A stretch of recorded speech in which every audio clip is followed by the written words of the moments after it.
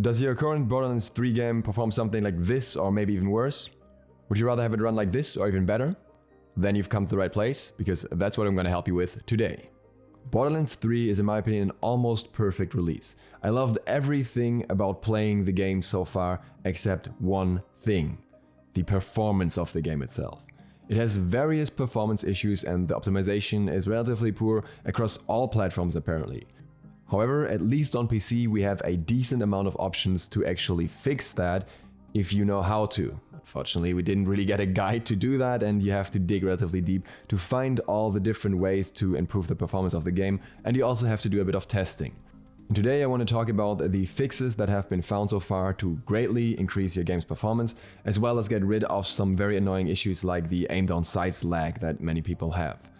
For me, after applying all these settings, I was literally, with no exaggeration, able to double the frames per second that I have while playing the game. How did I do that? Let's get into it. The first thing you want to try and do is update your drivers. It should be common sense for most people, but some people simply forget about it. The newest drivers typically have a lot of optimization for the newest games, and AMD already claims that their newest graphics drivers increases the performance of Borderlands by roughly 10%. The first GeForce driver optimized for Borderlands 3 also came out 4 days ago, so if you haven't updated in a while, check for that. But now for the really important part, the in-game settings. The first thing you want to do is go on Options, Visuals, and then Display Mode and set that one to full screen. It's borderless windowed by default, which is nice if you tab out all the time, but if we're talking performance, full screen will usually net you a much better performance. That is because your PC will prioritize the task being the game a lot more, so that should be self-explanatory. The next one to look at are the advanced visual settings. In order to get to those, you again go in the visual settings, and up top you will see a single cogwheel, which is your basic settings, and next to that there are 2 cogwheels next to each other, and if you click on that little icon, then you get to the advanced settings. And these advanced settings will be automatically optimized, but depending on your exact hardware, that may be very good or bad for you. If the default settings work really well for you already, then please go buy a lottery ticket, because you're one of the few people that were really lucky. For everyone else, the first thing you want to do is turn on the frames per second counter. That is right at the top of the advanced settings. It's called performance stats, and you can either turn it on for FPS or for everything including your CPU, GPU. If you suspect an issue with your CPU or GPU, you can turn that on. Usually I think the FPS counter is enough. Why is this important? Because every PC is different here. Depending on how good your parts are and if you won the chip lottery or not, you may have some settings that work better for your parts or worse. So whenever you change something, test your FPS afterwards. The first change that we want to do sounds very strange, but it's actually working for some reason.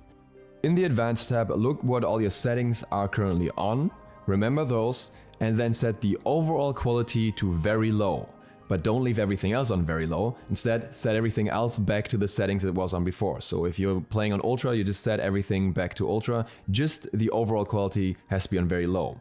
This is weird because the overall quality is just a preset, so I'm not sure what it changes internally, but there seems to be some setting that we cannot change with the other sliders, and through this overall quality it gets adjusted.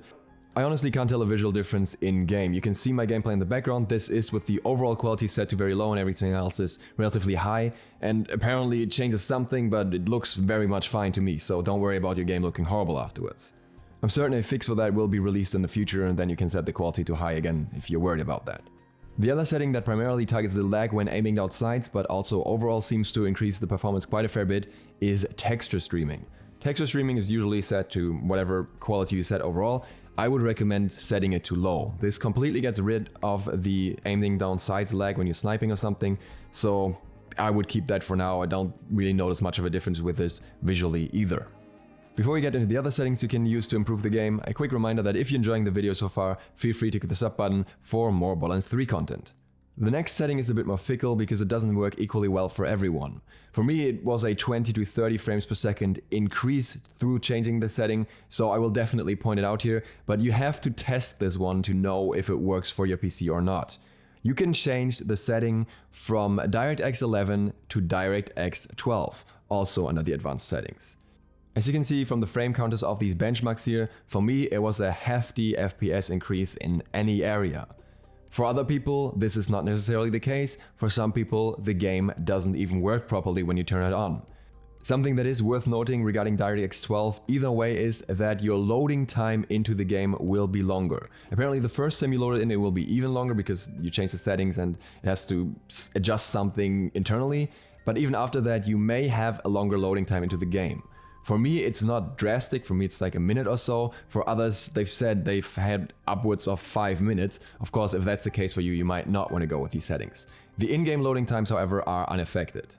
Also, tabbing in and out of the game on full screen will take a little bit longer with DirectX 12. It's not dramatically different, just worth pointing out. If you want to compare the outcomes of these settings, you can always test it in 2 ways, by the way. You can test it in-game, in a shootout, which is obviously a bit harder to do because you have to focus on enemies at the same time as the FPS counter, and often in the most hectic situations is where the FPS will drop the lowest. But there's another option, and that is the benchmark. In the visual settings menu, there is a third logo up top next to the cogwheels, and that's a speedometer. And if you click on that, then you can run a benchmark test that you can exit at any time, which will show you the frames per second throughout the whole thing.